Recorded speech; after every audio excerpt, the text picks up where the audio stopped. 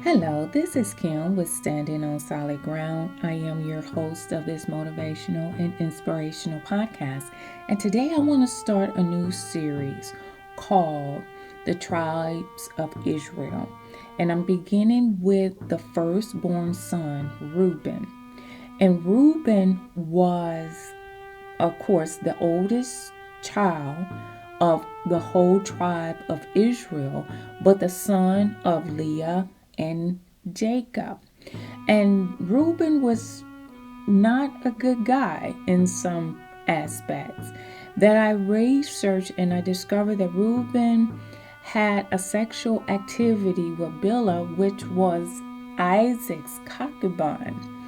And on Jacob's deathbed, he declared that Reuben would no longer excel, for he went up unto his father's bed and unto my couch and defiled it. Now, in the Word of God, Genesis 35 and 22, it came to pass when Israel dwelt in the land that Reuben went and lay with Bilhah and his father's concubine, and Israel heard of it. Now the sons of Jacob were 12. And it also later on down the line, as I kept reading and kept understanding that, when they had begun in the beginning, God told Noah to be fruitful and multiply. He was telling each of the generations to be fruitful and multiply. And as we learn that Jacob had told Rebekah to make sure that you let them know that you're my sister, because he did not want them to kill him. He wanted to stay safe. He did not want them to come up on him because Rebecca was beautiful. She was a beautiful woman, and like they described her as fair to look upon. So he told her to tell him that you're my sister. In actuality, in reading and understanding, actually that was his cousin. But if we understand, if we go back, Abraham had told Sarah the same thing, that he wanted her to explain to the people if they asked that you are my sister and not my wife, because again, he wanted to spare his life. So he followed in his father's footsteps. They married beautiful women, and other men would find them very attractive, and then they would want to kill them for their wives. So they told them that they were their sister. And, I found it very interesting because, Jacob had put this curse, so to speak, upon Reuben, that, not anything that he do would prosper.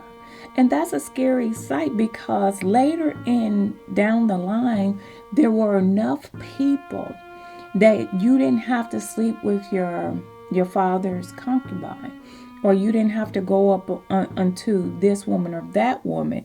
As we also understood that when Lot, his wife, was killed, the daughters survived, and Lot had to replenish the earth, so to speak. So the daughters decided to go up unto their dad and get impregnated, that his seed would continue on because their mother was no longer alive. And this is acceptable in those times. But as we bring it up to date, in this day and time, it's not acceptable unto God. And it was very strict rules that God had put out there, that this was no longer acceptable.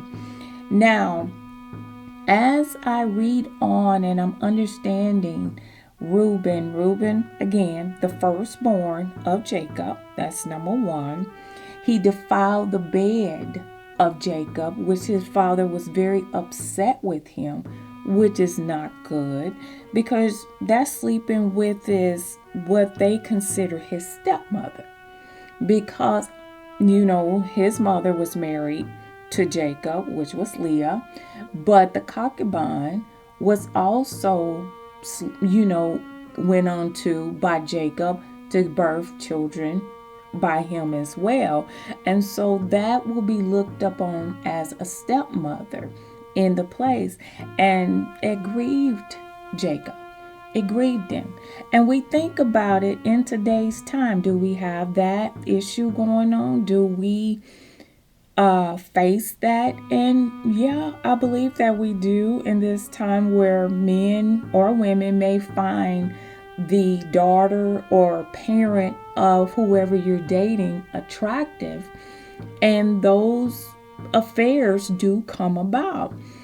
God also explained to us in Romans 7:3, so then if while her husband liveth she be married to another man, she shall be called an adulteress. But if her husband be dead, she is free from that law, so that she is no adulteress, though she be married to another man. So God, even if we were to get divorced, and let's just say that we wanted to get divorced to marry somebody else, that the person that you're with is no longer making you happy, and or they broke, or whatever excuses that we use, they're not attractive enough, they don't please you. You're marrying someone else for the wrong reason, and they are considered adulterers when you do that. And I didn't realize that. I did not realize how crucial and how significant that is for our lives in today's time. Now, although Reuben did not marry her, but if you think about it, when a man goes up unto a woman, in those times, they were considered married, especially when they are impregnated and they are giving birth to a child, to someone that they have been with. And we need to take in consideration the rules of God. We need to really take them in consideration. God only excused one thing. He has only one exception to a divorce, and that's fornication or adultery or sleeping outside the marriage. That will be the reasons why God will excuse a divorce and allow that other person to go marry someone else. But other than that, there was no other excuse. In Reuben's case, it was a thing where he had a great sex drive. And that's the way that I look at it. He had a sexual drive that was just out of control. Just like David. David had a wife, but he wanted somebody else's wife. And he impregnated this woman and then had her husband put on the front line to be killed. The traits have not distinguished in today's time. As a matter of fact, in some cases, it can be considered worse than it was back in the days of Isaac and Jacob, and even with the 12 tribes of Israel, Reuben and Gad and Levi and Simeon. They still had those same sins back then. And when you defile another man's wife, that was a frown upon God's face. And so Isaac, or not Isaac, but Jacob, who spoke to his son, told him, anything that you do from this point on, it's not going to prosper you anything, because you defiled a bed. You defiled my bed. I don't appreciate you defiling my bed. And when you defile my bed, you defiled me. And that is such a great disrespect to your father. It really is. Because the same blood that goes through their veins is going through yours. And you've been with the same woman. And that is a total frown on God's face. And unfortunately, I do know and I have heard of these same stories even in today's times. So the beginning of this new series, the tribes of Israel, I'm going to go by each one of this from Reuben down to the last one, which I believe it was Joseph, or no, Benjamin. Benjamin was the youngest.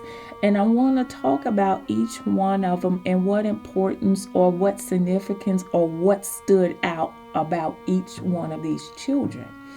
And in doing so, we learn more about who they are, and we'll see if we carry some of the same traits that they have in today's time. Again, today's tribe of Israel, beginning with Reuben, which is the oldest son of Jacob and Leah. This is Kim with Standing on Solid Ground. You have yourself a wonderful and blessed day.